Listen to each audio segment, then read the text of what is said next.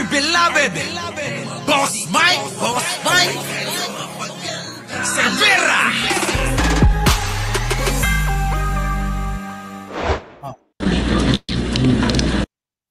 Naalala nyo ba to? Pakinggan natin. Isa po ako sa gi-hire ni Mayor through SPO for Sunny Binaventura, yung kanyang trusted aid and driver. Gi-hire ako ni Sunny sa halaga po na 3 million pesos. Ay, nakanamputa. Ayan na, mga kababayan. 3 million daw. Sige, tuloy. Dahil sabi ni Sunny, galit na galit si Mayor Rudy kay John Pala. Dahil sa palagi nitong atake araw-araw sa radyo. Nako, ito na. Napansin nyo ba, mga kababayan ko? Noong panahon ni Digong, maraming namamatay na taga-media. Ngayon, mga kababayan, meron ba? Pagkaisipin nyo maigi yan. Isipin nyo maigi. Kung si Digong ang presidente ngayon, malamang ako patay na. Tama ba?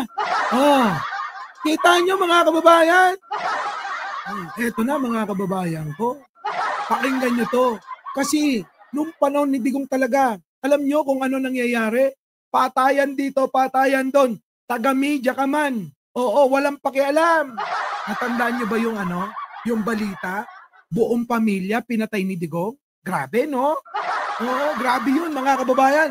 Buong pamilya pinatay ni Digong. Tuloy. Tinanggap ko po ang kontrata. Kinunta ko si SPO1 Jim Tan ng Santa Ana Police, Davao City.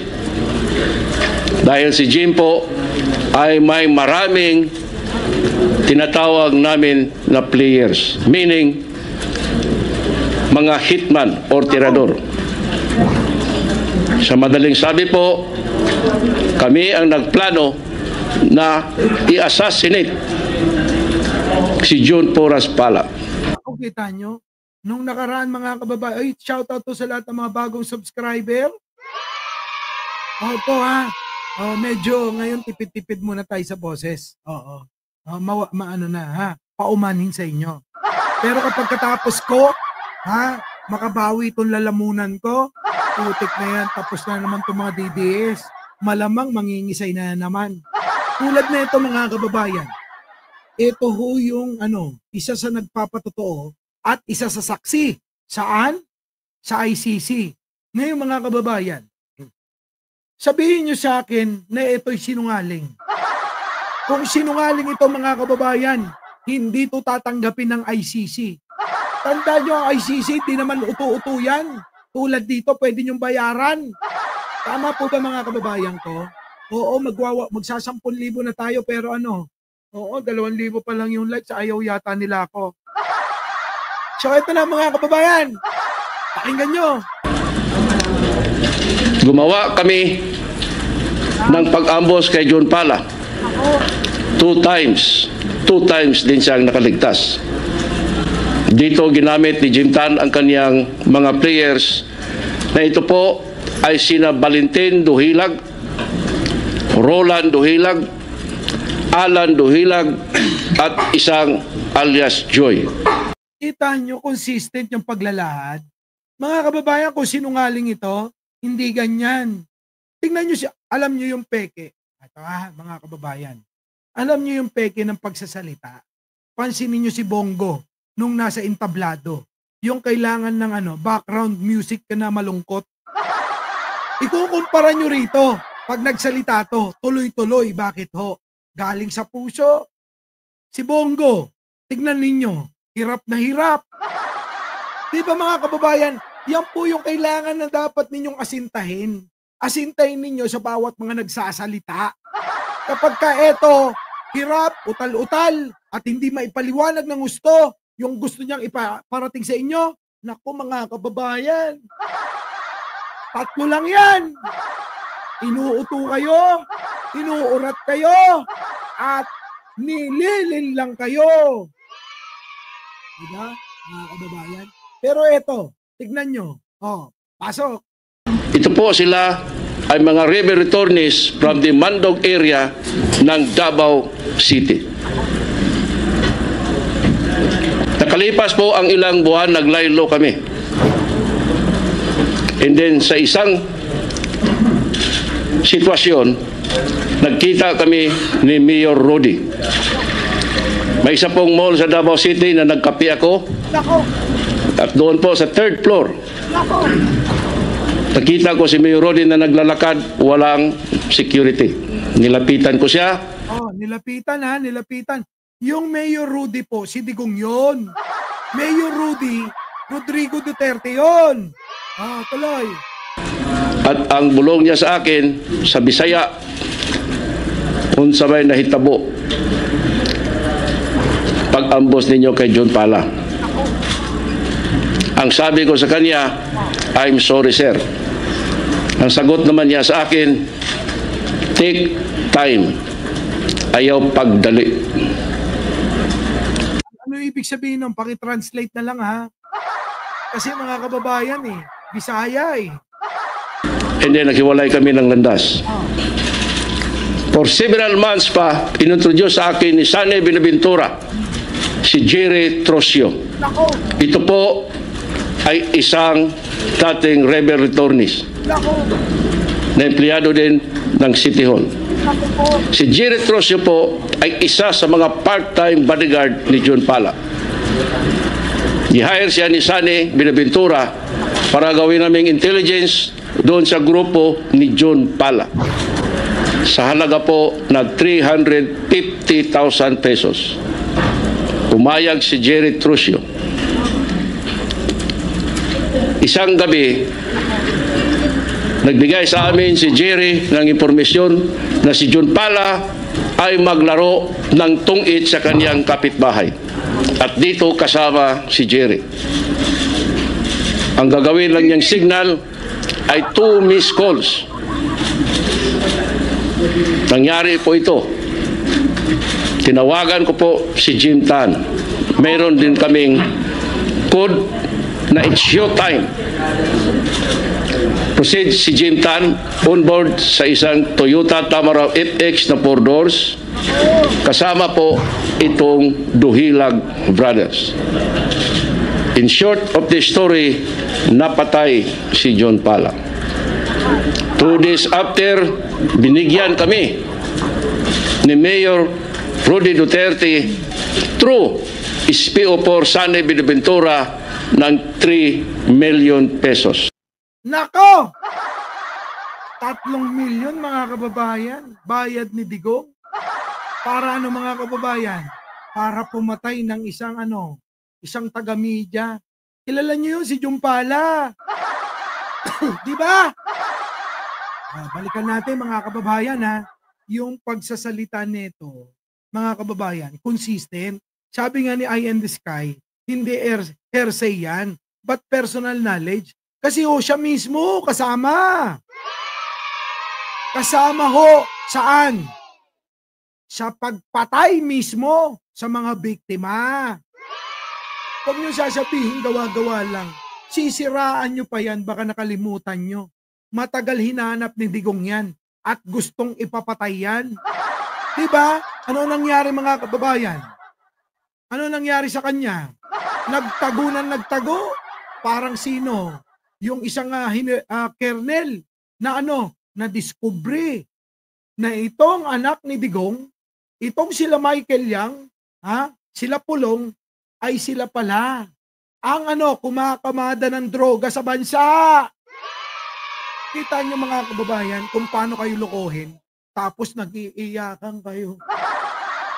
Digong! Gumaganon kayo, bakit? Hindi ko magets.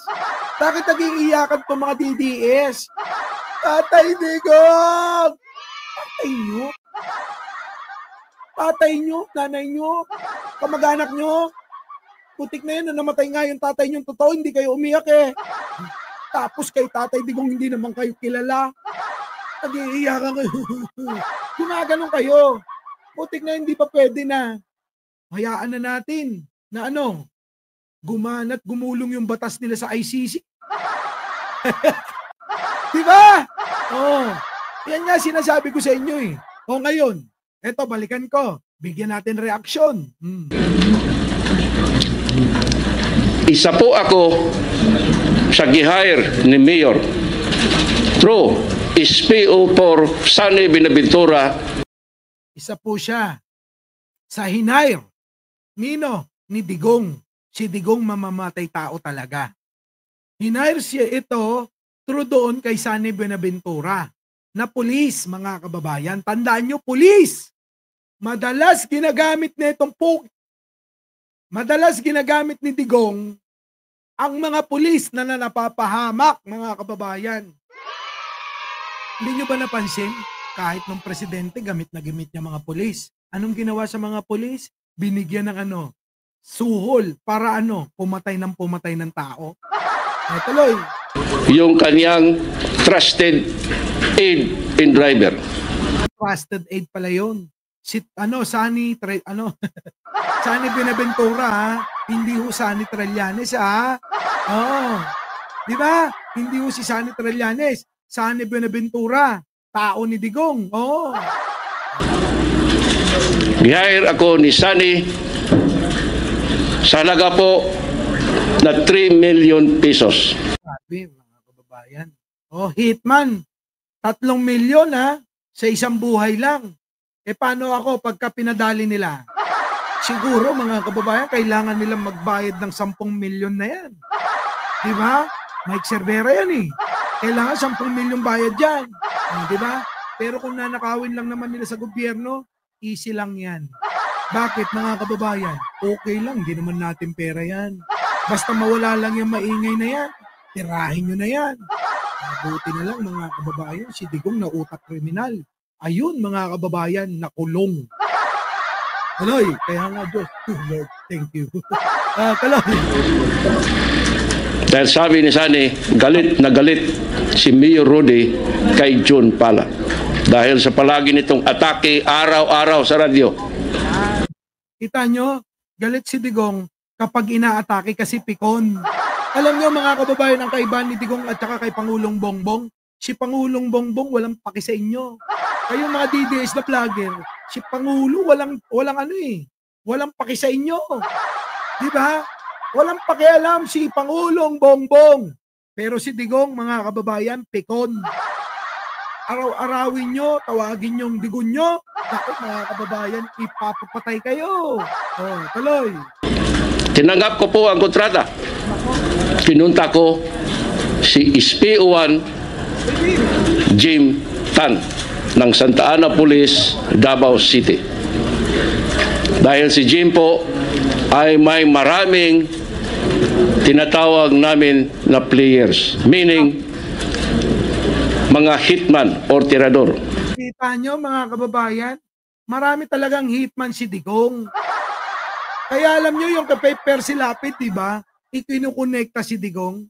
Tapos sino? Sino yung isang pinagtatanggol ng mga DDS? Di ba kayo nagtataka? Sino yung general na nakalimutan na? Nakalimutan na. Sino yon? General General yung nagtatago. Bantag. Yan. Yung General Bantag, di ba, mga kababayan? Ano nangyari doon? Di ba nagtago? Pero mga kababayan, ano nangyari? Ikinukonekta din kay Digong eh. Di ba? Kinonekta rin yan. Yung alin? Yung pagpatay kay Percy Lapid, mga kababayan. Itinuturong mastermind. Sino? Si Bantag. Pero, sabi ng iba, konektado kay Digong dahil sa pagbanat niya. Araw-arawin ba naman ni Percy Lapid? Tatawaging mga kababayan?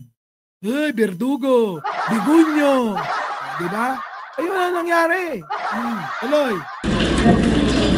Sa madaling sabi po, kami ang nagplano na i-assassinate si John Porras Pala. Umamin, mga kababayan. Umamin. Sila yung nagplano, utos ni Digong. Utos ni Digong, planuhin nila kung paano papatayin sino? Yung broadcaster. Ano ba yan? Announcer o radio commentator. Taga-media, mga kababayan. Sila nagplano kung paano patayin. Yung Jumpala. Aba, ay yung mga kababayan nakalimutan na ng tao ha. Di ba? Nakalimutan na ng tao yun. Napakaraming issue sa Pilipinas na bigla na lang nawala sa isip ng mga chismoso at chismosa. Tulad ngayon, maraming umaapela. Maraming epal, mga kababayan. Epal sila, I love Digong. Oh, tatay! Oh, di ba? Mga ganon. Taga-suporta daw sila ni Digong. Putik na yan, mga kababayan. 3 araw pa lang lumipas, bigla na lang silang nawala. Nasaan na kayo? Putik. Puro na lang fake news yung pinapalabas nyo. Tuloy. Gumawa kami ng pag-ambos kay John Pala. Ayan, kita nyo. Siya mismo umamin dito na ano, sila ang umambos. Kanino? Kay Jumpala. Tapos sasabihin nyo, huwag kayong maniwala. Naklanti na pa. Tapos sasabihin nyo, huwag kayong maniwala. Tuloy. 2 times. 2 times din siyang nakaligtas. Ako, grabe. May sapusa. Ha? May sapusa, mga kababayan. 2 beses inambus. 2 beses nakaligtas. Yung pangatlo kaya. Tuloy. Dito ginamit ni Jim Tan ang kanyang mga players na ito po ay sina Valentin Duhilag, Roland Duhilag, Alan Duhilag at isang alias Joy. Ito po sila ay mga rebel returnees from the Mandog area ng Davao City. Rebel returnees, mga kababayan, ang ginamit ni Digong. Matindi, no? Kaya pala gumaganon si Digong, mabuhay ang MPA! Mabuhay ang MPA! Di ba gumaganon? Tuloy. Grabe, no? Ginamit ni Digong yung mga returnees para ano, mga kababayan. Siyempre, sanay nang pumatay. Kaya ganun na nangyayari, mga kababayan. Uy, magbe-20 mil na tayo. 20 mil na halos yung nanonood dito. Tapos ilan pa lang yung nagla-likes. Tuloy. Nakalipas po ang ilang buwan, naglaylo kami.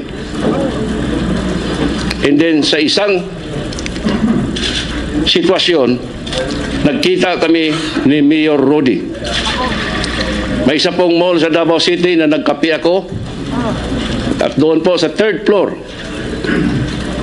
nakita ko si Mayor Rudy na naglalakad, walang security. Ayan ha, ang ganda ng kwento, consistent. Consistent yan, mga kababayan. Nilapitan ko siya at ang bulong niya sa akin sa Bisaya, unsa may nahitabo pag-ambos ninyo kay John Pala. Ang sabi ko sa kanya, I'm sorry sir. Ang sagot naman niya sa akin, take time. Ayaw pagdali. Huwag daw madaliin. Huwag daw madaliin, mga kababayan. Pero gusto ko kayong madaliin, mag-like kayo. Magsipag-like kayo, uy! Tuloy. And then naghiwalay kami ng landas. For several months pa, inintroduce sa akin ni Sane Binaventura, si Jerry Trosio. Ito po ay isang dating rebel returnees na empleyado din ng City Hall. Bakit ganun, mga kababayan? Hindi nyo ba napansin? Yung mga empleyado ni Digong noon, mga rebel returnees, yung mga sumuko, binigyan ng pagkakataon. Galing talaga din mag-isip ni Digong. Alam nyo, yan ang kanina pipiliban ng mga DDS. Magaling mag-isip si Digong, pero puro kademonyuhan. Diba? Utak-utak kriminal si Digong eh. Tuloy. Si Jerry Trosio po ay isa sa mga part-time bodyguard ni John Pala. I-hire siya ni Sane Binaventura para gawin naming intelligence doon sa grupo ni John Pala. Sa halaga po na 350,000 pesos. Sabi, mga kababayan, ganun ang bayaran. 350,000 pesos. Gagawa ka na ng masama sa kapwa. Mga kababayan, pwede naman natin kitain yan. Alam nyo, mga kababayan, pwede naman kasi tayong gumawa ng kaparaanan. Yung bang Sa halagang 350, kaya nyo nang ibenta yung kapwa Pilipino. Kaya nyo nang mawala yung buhay ng ibang tao. Mga kababayan naman. Parang nasaan na yung pagiging Kristiyano, di ba? Tayo Kristiyano, Muslim, Pilipino, pare-parehas. Pero mga kababayan, parang antindi talaga, di ba mga kababayan? Antindi! Tapos ang pinagtataka ko kung may ilan.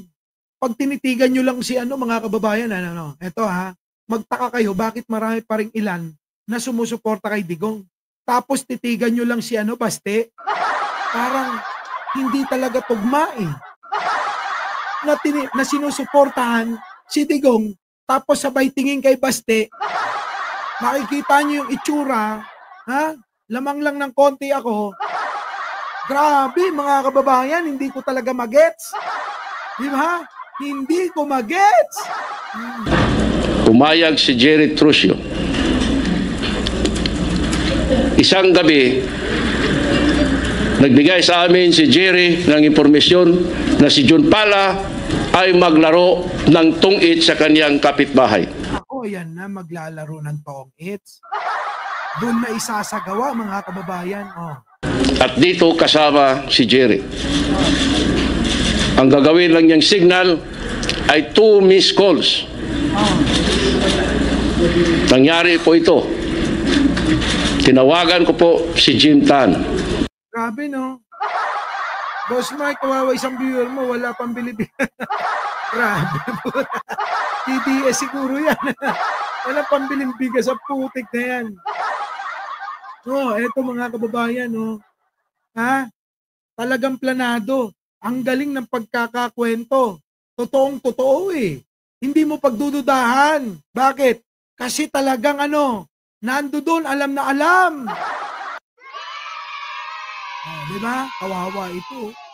Mayroon din kaming code na it's showtime. Proceed si Jim Tan on board sa isang Toyota Tamaraw FX na 4 doors. Kasama po itong Duhilag Brothers. In short of the story, napatay si John Pala. Tapos, mga kababayan. Dead. So ayun mga kababayan, kayo na ho ang humusga dito. Kasi mga kababayan, alam nyo, itong tao na to, siya mismo kasi nasa loob, ibig sabihin nasa loob ng organisasyon.